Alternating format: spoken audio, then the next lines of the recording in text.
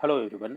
स्वागत है आप सभी का नालंदा इंस्टीट्यूट फॉर एक्सलेंस में। आज का यह वीडियो भारतीय संविधान एवं राज्य व्यवस्था पर आधारित है, जो कि आपके 66 बीपीएससी प्रीलिम्स एवं अन्य सभी गवर्नमेंट एग्जाम्स के लिए इम्पोर्टेंट होगा।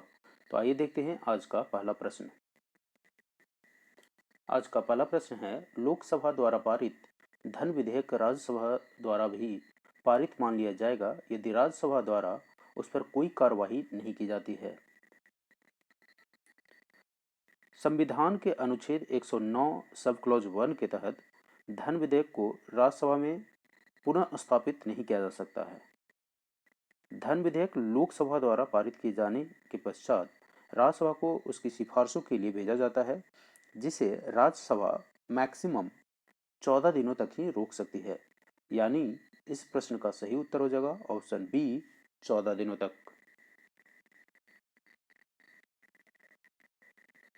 अगला प्रश्न है, किसी जाति तथा जनजाति को अनुसूचित जाति तथा अनुसूचित जनजाति घोषित करने हेतु शक्ति संपन्न संवैधानिक प्राधिकारी कौन है?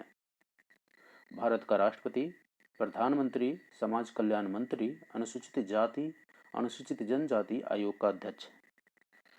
संविधान के अनुच्छेद 341 सब क्लॉज 1 एवं 342 सब क्लॉज 1 के तहत राष्ट्रपति किसी राज्य या संघीय क्षेत्र के संबंध में संबंधित राज्यपाल से परामर्श के बाद उस राज्य या संघीय क्षेत्र की किसी जाति तथा जनजाति को अनुसूचित जाति तथा अनुसूचित जनजाति के रूप में घोषित करता है।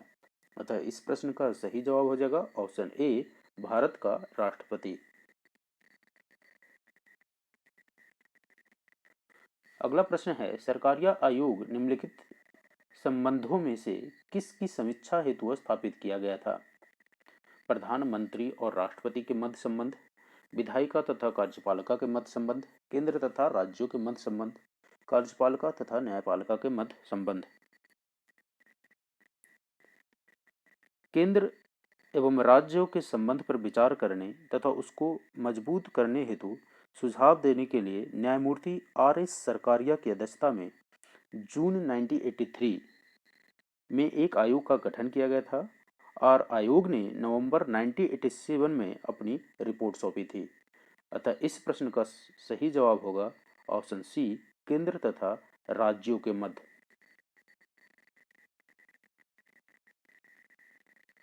अगला प्रश्न है, राज्य वित्त आयोग है एक विधिक संस्था, संवैधानिक संस्था, असंवैधानिक संस्था, उपरोक्त में से कोई नहीं।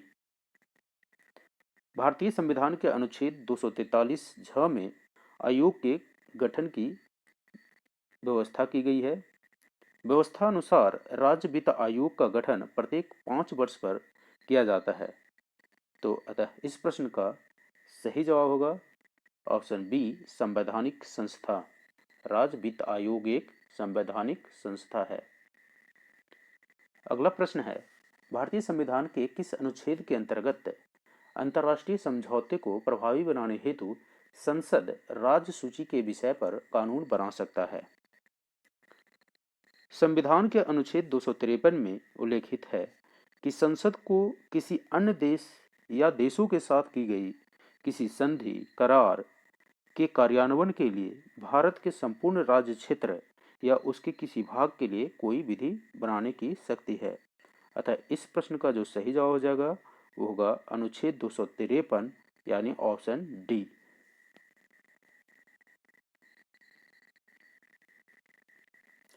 अगला प्रश्न है, भारतीय संविधान के किस अनुच्छेद में निर्वाचन आयोग के लिए प्रावधान किया गया है?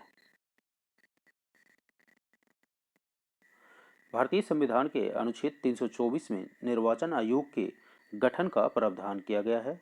अतः इस प्रश्न का सही जवाब होगा ऑप्शन सी, अनुच्छेद 324। अगला प्रश्न है, भारत के सर्वोच्च न्यायालय ने संविधान के आधारभूत ढांचे के सिद्धांत को स्पष्ट किया है। गोलकनाथ वाद 1967, सज्जन सिंह वाद 1965, शंकरी प्रसाद वाद 1951, केशवानंद भारती वाद 1973। केशवानंद भारती बनाम केरल राज्य मामला जो कि 1973 में उच्चतम न्यायालय की 13 सदस्यीय संविधान पीठ में संविधान के मूल ढांचे का सिद्धांत प्रतिपादित किया था? अतः इस प्रश्न का जो सही जवाब हो जाएगा वो होगा केशवानंद भारतीवाद 1973, ऑप्शन डी।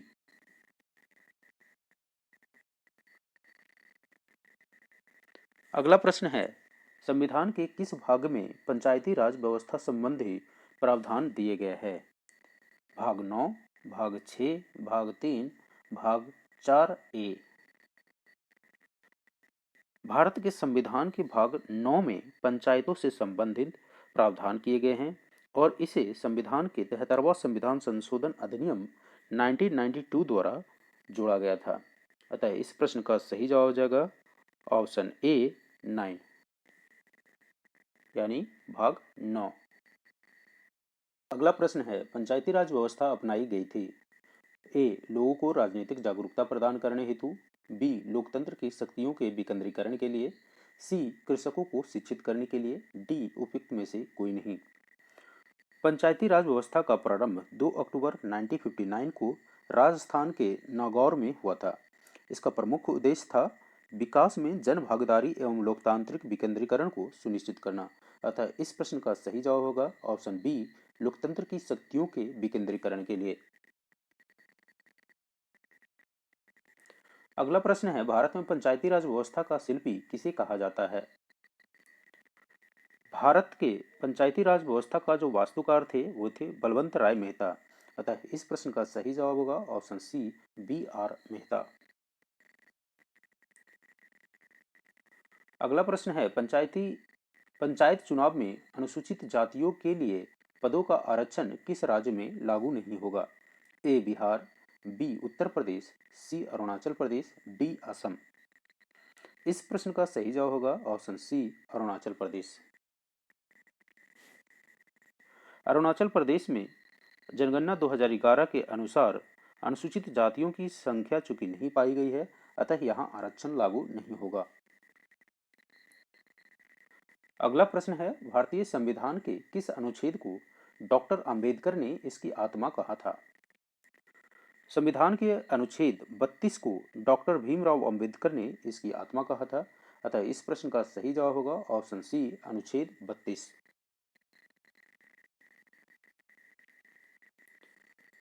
अगला प्रश्न है, भारत में नागरिकों के मौलिक अधिकारों में संशोधन कौन कर सकता है? ए, लोकसभा, बी, राज्यसभा, सी, संसद, डी, सर्वोच्च न्यायालय। भारत में नागरिकों के मौलिक अधिकारों में संशोधन का अधिकार संसद को दिया गया है। अतः इस प्रश्न का सही जवाब होगा ऑप्शन सी, संसद।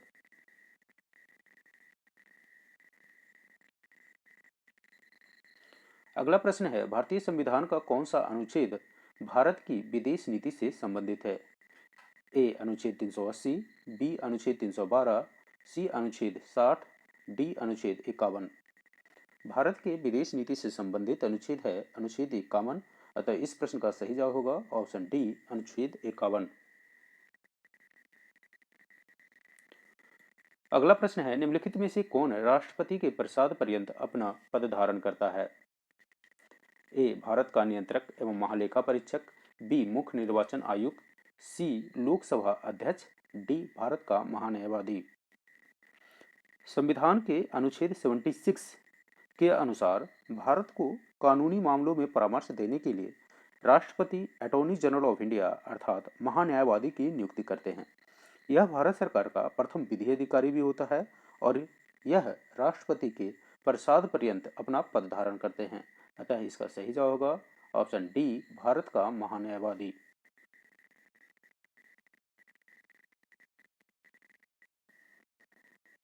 अगला प्रश्न है, भारतीय संविधान के अनुच्छेद 280 का संबंध किससे है?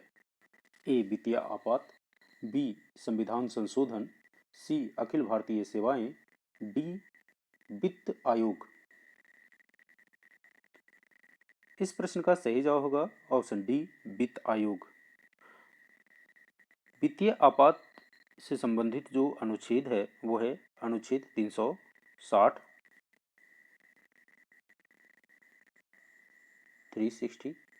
वहीं संविधान संशोधन से संबंधित जो अनुच्छेद है वो है 368। अखिल भारतीय सेवाएं के जो क्रिएशन से संबंधित है वो है अनुच्छेद 312 और वित्त आयोग से संबंधित है वो है आर्टिकल 280।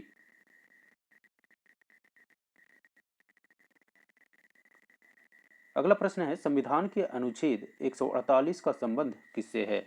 ए वित्त आयोग, बी संघ लोक सेवा आयोग, सी प्रशासनिक अधिकरण, डी भारत का नियंत्रक एवं महालेखा परीक्षक।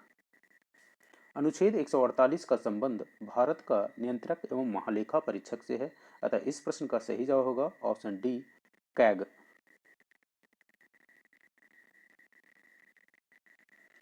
अगला प्रश्न है भारतीय संसद में शामिल हैं ए केवल लोकसभा, बी केवल राज्यसभा, सी केवल लोकसभा एवं राज्यसभा, डी लोकसभा राज्यसभा एवं राष्ट्रपति। भारत के संसद में लोकसभा, राज्यसभा एवं राष्ट्रपति शामिल होते हैं, अतः इस प्रश्न का सही जवाब होगा ऑप्शन डी लोकसभा, राज्यसभा एवं राष्ट्रपति।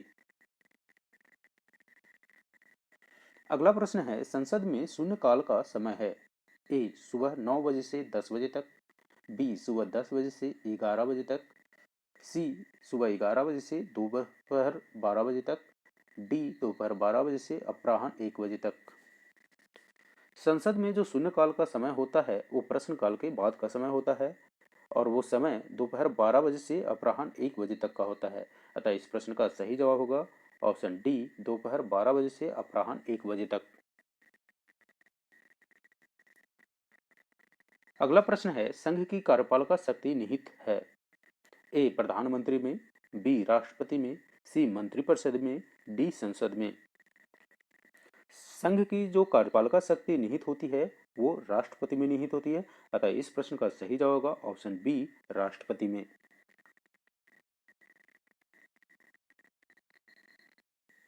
अगला प्रश्न है निम्नलिखित में से कौन भारत के राष्ट्रपति के निर्वाचन हेतु निर्वाचक गण में सम्मिलित नहीं है?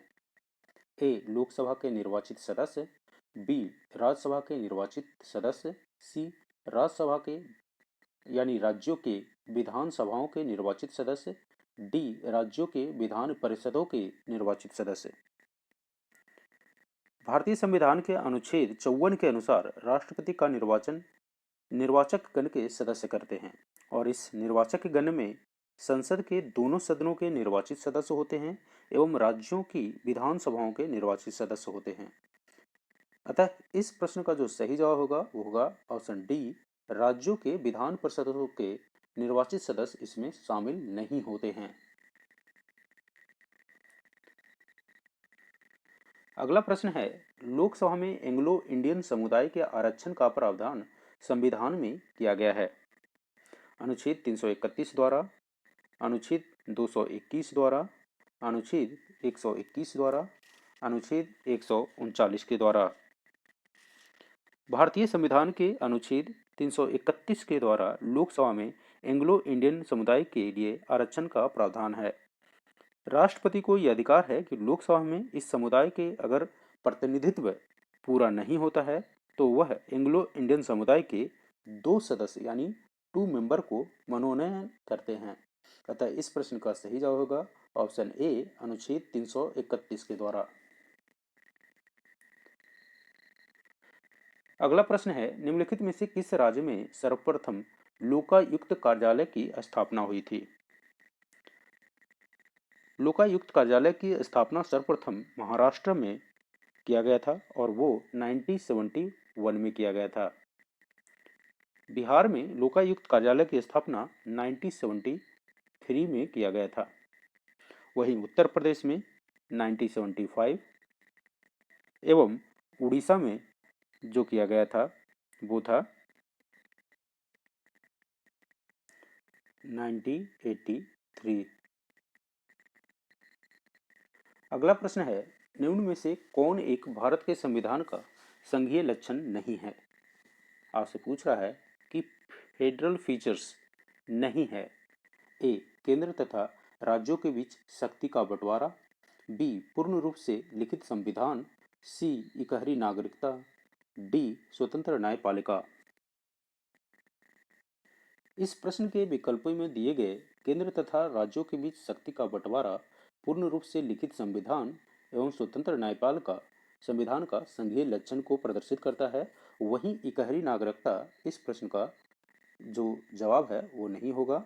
अतः इस प्रश्न का सही जवाब होगा ऑप्शन सी, इकहरी नागरिकता।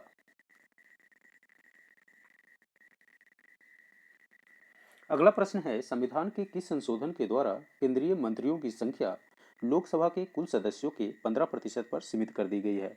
ए 91 संशोधन, बी 92 संशोधन, सी 90 संशोधन, डी उपरोक्त में से कोई नहीं।